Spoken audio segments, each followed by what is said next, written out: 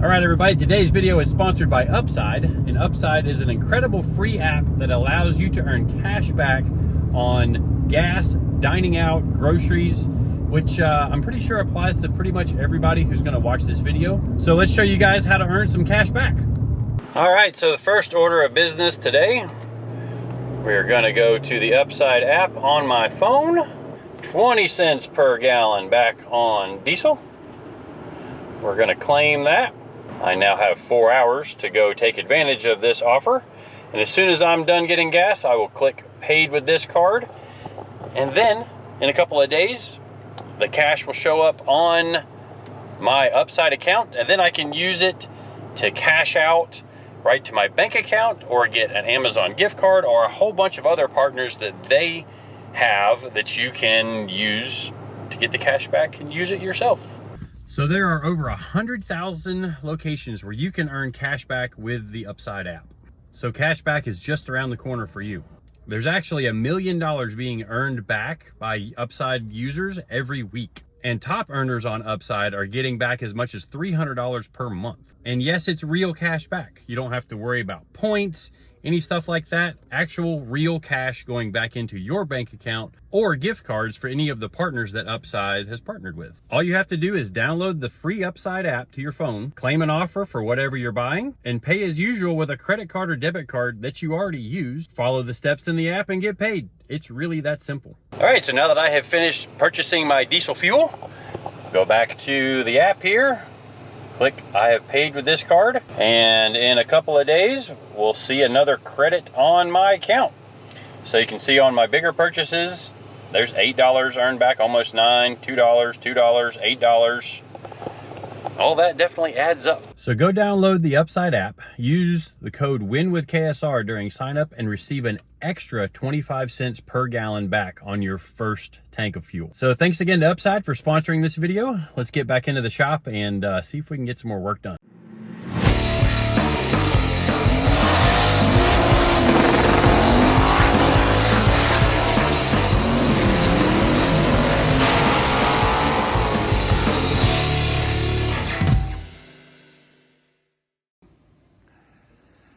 Alrighty, everybody, welcome back to the KSR YouTube channel, where today's a big day for Val's Camaro, because not only have we got some turbos mounted on this thing, but we've got to build headers. We've got to build headers quick because Steve needs the engine back to freshen it up.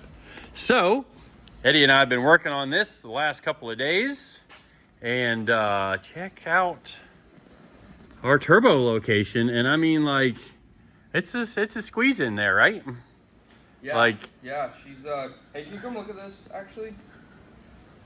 Do you want this like back here or like up here? Wait, we're not doing 4 turbos. Oh. All right. So Steve sent us some mock-up turbos. We thought it'd be kind of funny to do the whole 4 turbo thumbnail thing, but check out these. I mean, it would be sick though. I mean, come on. Like, this motor's freaking wild, but like 404 millimeter turbos, that's like top fuel power. Yeah. You could Steve, you need to get on that. We need 4. Like, let's build a land speed car and put 4 of these things on here and make like 10,000 horsepower. Well, that's perfect for like land speed record stuff. That would be sweet.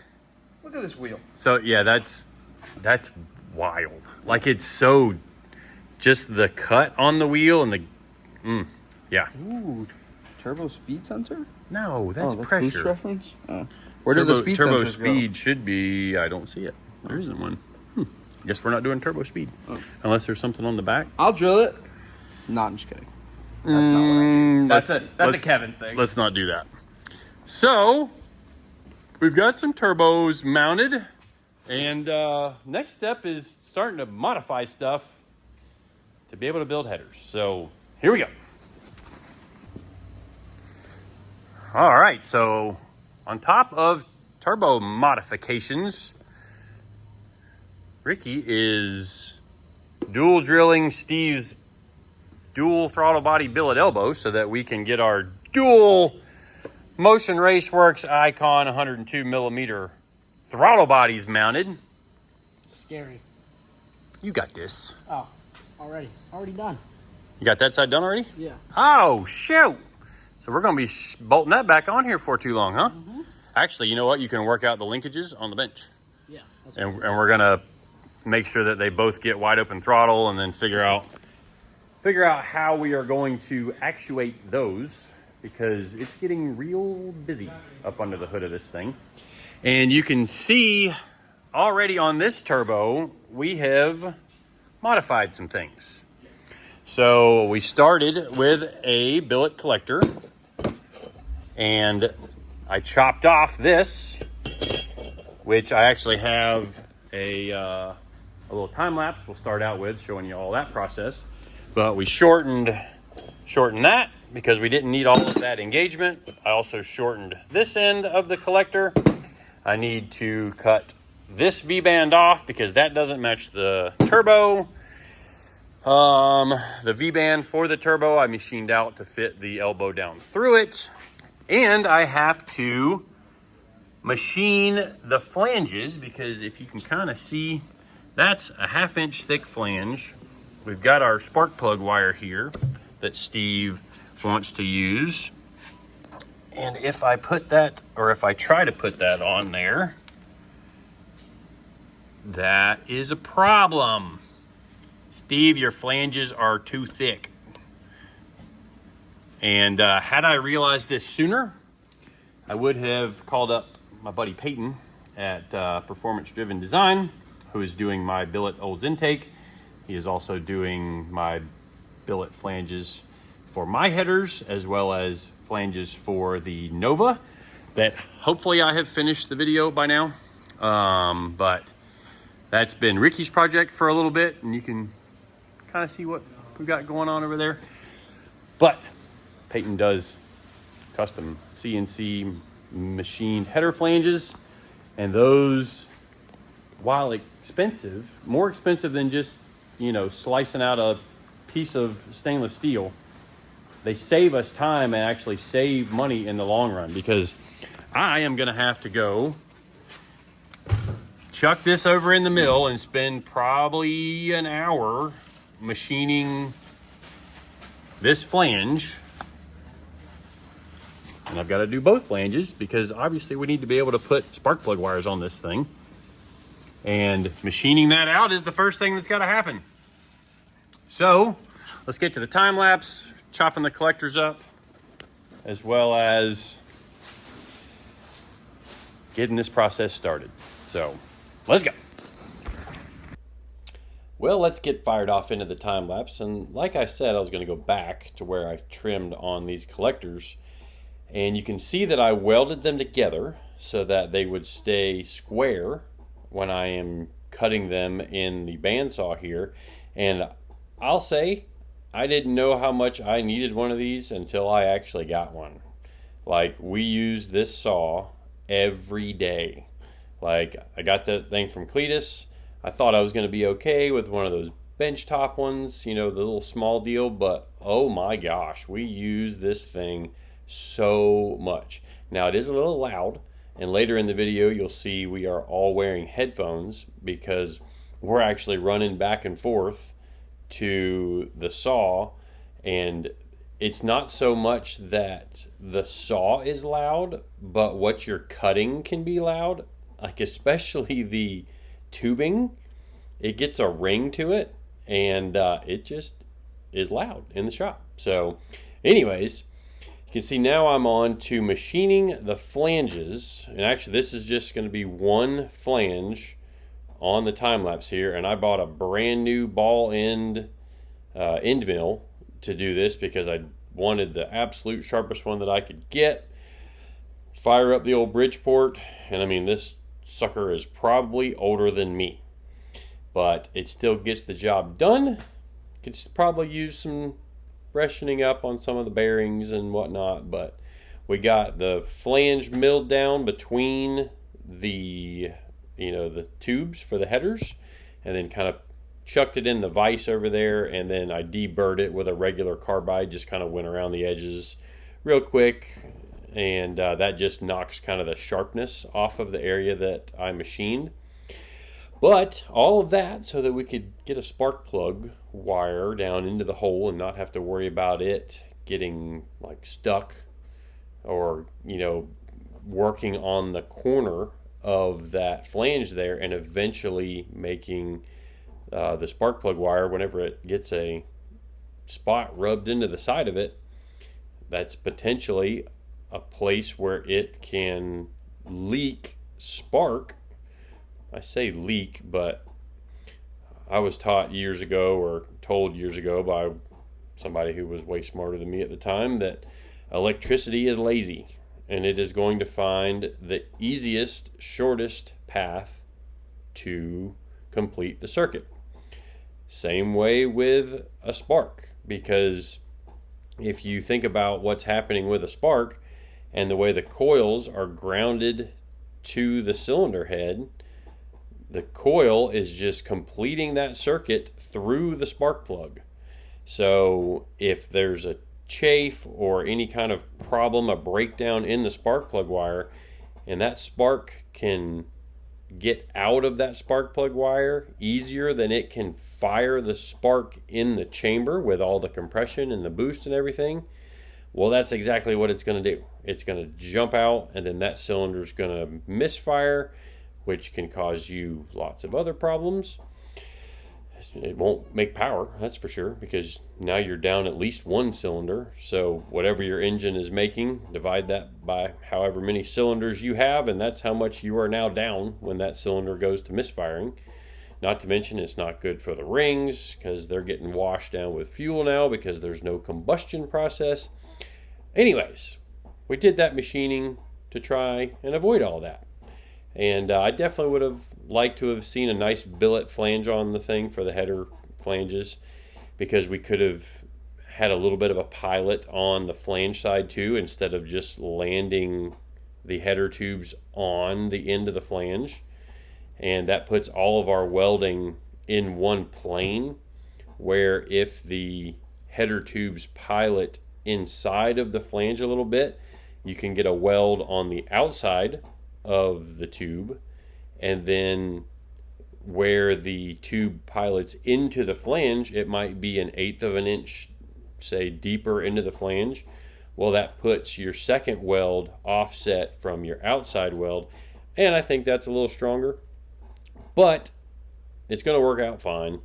And we welded the inside of the tube to the flange, or we're going to weld the inside of the tube to the flange, as well as the outside of the tube to the flange.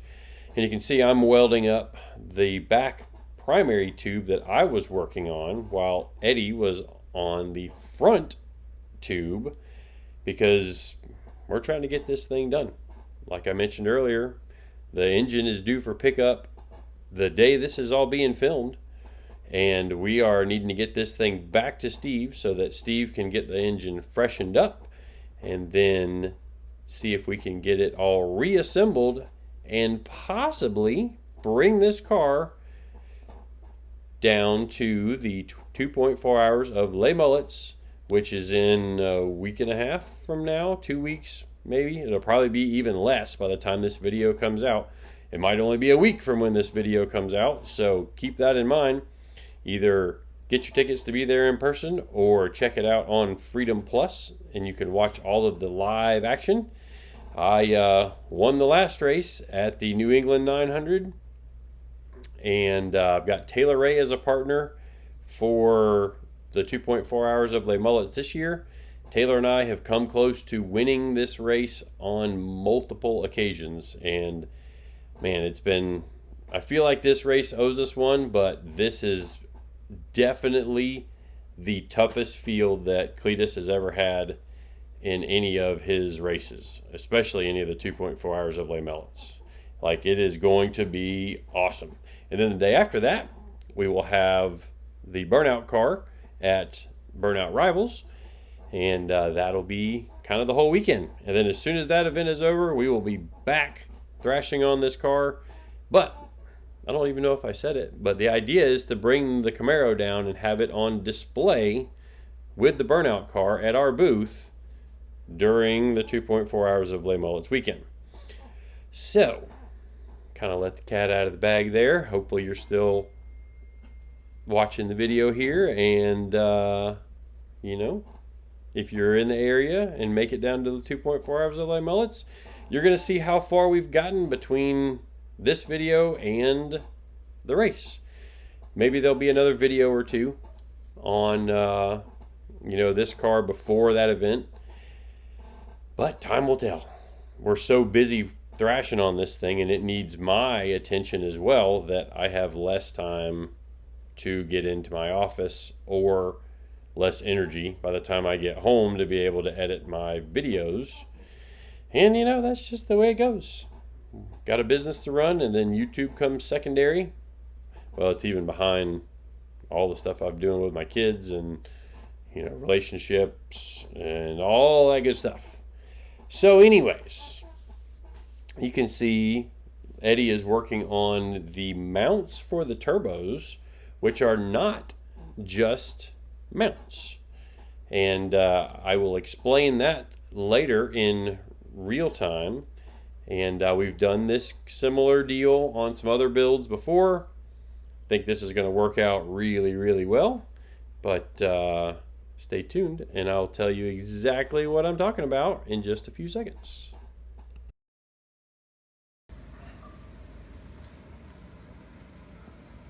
Dang.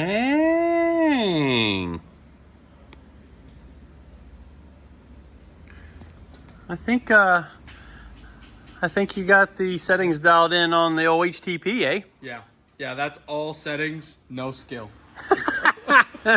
I mean, Okay, a little bit of skill. I'd say it's definitely some skill, but when you have some skill, and then you can dial the settings in to make you even better, it's you get stuff like that. And I mean, we are really coming along on this header here. Hey, can I take this thing home and cuddle with it tonight? No. Oh. But yeah, dialing in the pulse settings. I think my favorite part about like this whole setup is just being able to have like a small torch with the water cooler and it not get hot. Yeah. So good. Yeah, because we were running probably what, 150 amps on the flange there? Yeah. 150, 170. Something like that. And then what, like 90, 95 on the on these. Gotcha. On the Army tube. Cool. Well, it's cool. So we got to keep trucking on this thing. See if we can get at least some of the other header tube done. And I thought I had piping to do from here up to there, because we're probably not going to finish the headers before they come get the engine today. Eddie stayed late last night. I stayed as late as I could with kids going to gymnastics and all that other stuff. But you got a lot done. Yeah. Yeah, I mean, I feel like, you know, 3 headers in, you can build off of this to make the 4th one. Yeah, we could.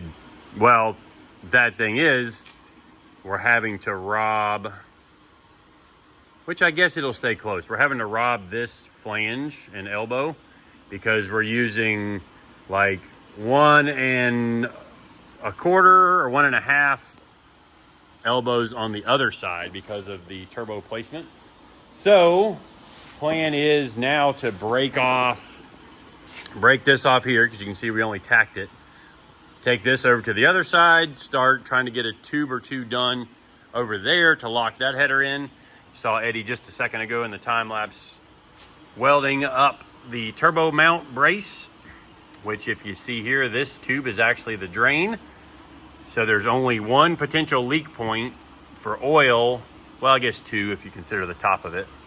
But this will be the only leak point that's outside of the belly pan, because now the hose for this is inside where the belly pan is going to be.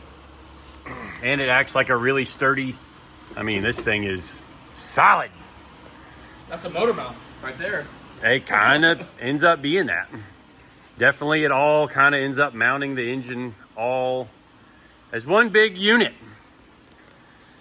But hopefully we get some pieces in. I overnighted them in from one of our suppliers, some 3.5 inch bends, because I thought I had them here. CJ's over there making our flanges to where they adapt up to 3 inches because, or 3.5, because Steve sent us 3-inch flanges here and then 3.5 for there. So instead of buying like a weird like expander or something like that, because we need to turn as soon as we leave here. And the reason this is aimed outwards is so that, you know, we have header clearance here, and that's going to make it to where the charge pipe isn't like wedged between two pieces. You'll be able to just drop the charge pipe in with all the blow off valves on it, because if you remember, we're going to have 2 blow off valves per pipe, 1 electronic, 1 mechanical or vacuum operated. So I need to quit talking so we can get back to work. But electric blow off valves on this thing? Yeah, you didn't know that? No. Yeah. Don't tell me anything. But we've got some settings for aluminum stuff too. So we'll just switch over to aluminum mode on the HTP, AC welding. And then we've got some settings we've been working on with that to really get our aluminum welding dialed in even better. We'll have both the stainless side done. I mean, we welded some regular steel, some stainless steel, and hopefully aluminum later today. Yeah. Cool. Does it all. Does it all. All right, well, let's get back to work. All right, if any of you are interested in getting yourselves a new welder, HTPUSAWeld.com will be having a Black Friday sale. It's actually going to be like more than just Black Friday. It's like rumored to be like a week-long sale. Our HTP rep came by just a couple days ago and was telling us all about that. So wanted to tell you guys about that because we absolutely love our HTP welders. And I will say, like, this one seems to be the perfect one for 98% of what we do. The only thing that I would not do with this one would be like a major cylinder head or block repair. And for that one, I would use the 300 like what Eddie's using over there. But this one, 250 amps plus on aluminum. Let's see, what will it actually go to? 250. But it gets the job done. We were welding some really thick stuff the other day with this one. I say really thick, like 1/4 inch to 3/8, and this was getting the job done pretty good. Maybe could have drugged the big welder out, but it was a trailer out in the parking lot. And it was so awesome to be able to just roll this thing out and go to town on it with the water cooler. Like Eddie said, you end up with such a small torch with the water cooler in it that you don't get, it doesn't get too hot because you stop just for a couple of seconds to let it cool down, and it just draws all the heat right back out of the torch. But anyways, we got a bunch of work to get done, so we better get back to it. All right, final time lapse for this video, and Eddie's going to go ahead and take the header off, and then he's going to cut the tack welds on the elbow and V-band assembly where that is tack welded to the collector, and then take it over to the other side and use our second elbow to get the collector located on the passenger side so that we can then build the header tubes on the passenger side.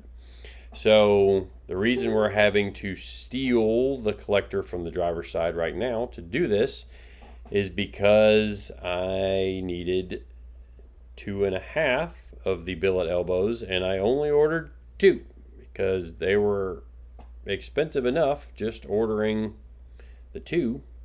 But when you need more stuff than what you have in stock, you just have to order more stuff in. So right now, the 3rd billet elbow is on its way over from Finland, or at least while this video is being filmed. And I know that by the time I get the engine back, the 3rd elbow will be there because it's actually already here right now while I'm editing this. And once we get the engine back, we will refit the elbow and V-band assembly on the driver's side, and then take the header back off and fully weld the elbow and V-band, the elbow and V-band flange to the driver's side header. So kind of had to do what we had to do there to keep progressing forward on the build. And you'll actually see CJ is working on the cold side pipe for the passenger side, and I am actually on the driver's side working on the cold side pipe over there. So we've got 3 of us working on the front of the car. And there's been some people ask me, well, why don't you put the whole shop on the build so that you can get it done faster? Well, truth be told, when there's 3, 4, 5 of us working on a single car, it's not as efficient for the customer as it would be if there was only 1 or 2 of us working on the car. So the way I feel about things, if we are not being efficient working on a project, the customer doesn't get billed as much for those inefficient hours. Like if something takes 6 hours, while like if one individual task, like say CJ is here working on this pipe and it takes him 6 hours to do it, I can't charge 6 hours for that because he's sometimes waiting for Eddie to get out of the way, or he needs to wait and have somebody come move the welder over to tack weld the pipes that he's working on. And I just don't feel right charging the customer for that. But when there's only a couple of us working on the car and we're being efficient, I can bill for those full hours. So in the best interest of the shop, I keep us working on projects where we can be the most efficient, and it's better for the customer. Now, when it gets down to super crunch time, like it may be very soon on Val's Camaro here, there may be 1 or 2 of us on the front of the car, maybe 1 person on the front of the car, 1 person in the interior, and 1 person back under the back of the car working on something. But we'll have to see how all that's going to work out. All right, we've been thrashing because the courier stopped by a little bit ago, but they had another couple of stops they could go do before coming back to here. So we sent them away and we kept thrashing, actually all 3 of us. Camera probably went dead on the time lapse. I don't even know where it's at. Where'd you hide the camera for the time lapse? Good answer. So you can see we've got this side done and tacked in. Like this tube is just tacked. This tube is fully welded, but only tacked to the flanges. And it's, I think, 75% welded into the collector. Obviously, we got some charge pipes into the Motion Race Works throttle bodies and quick disconnects. These may get flipped upside down. We're not sure.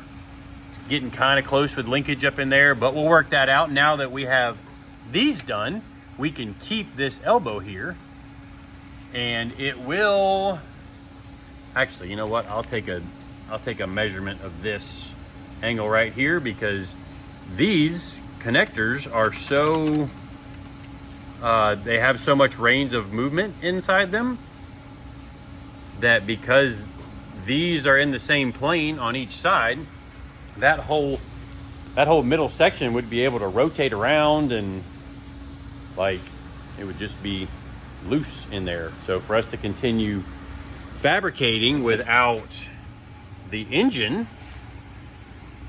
I need to make sure that I get this dimension right here so that we can, work on throttle cable linkage.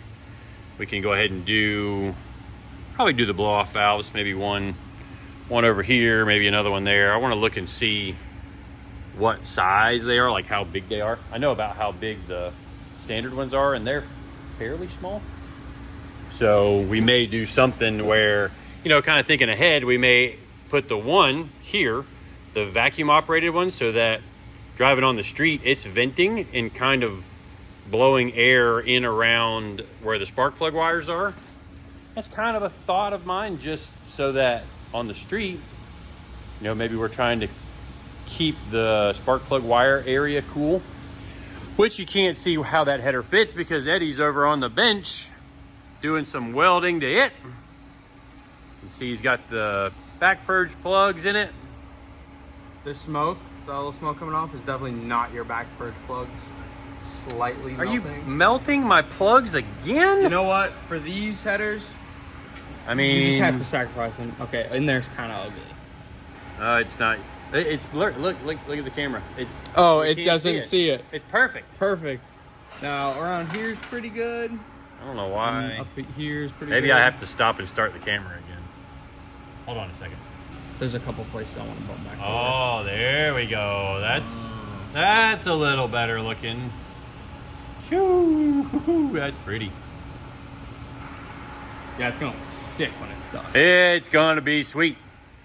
So in juggling this project, now that we've gotten 2 pipes in this, we should be able to build the other 2 pipes even without the engine here. There's CJ. And CJ's got a major project going in the back, which you guys have kind of seen, but we haven't videoed much of it at all. But we'll have to show you that sometime soon. But anyways, now that we have 2 pipes done on the header, we will be able to bolt it back to the turbo and fit the other pipes even though we don't have the engine, because really the only clearance problems we have from here is between the header and the turbo, and because the turbos stay bolted to the chassis and the header will clamp to the turbine housing over here, we should be able to build that other 2. Now we're not going to fully commit to welding all of them until we get the engine back, just to make sure we're all good. But while the engine's out, we can finish boxing in the frame, do our downpipes, get our wastegates mounted, which the wastegates are going to end up somewhere over here, blow down, and then come out the fender with, probably just ahead of the main downpipe.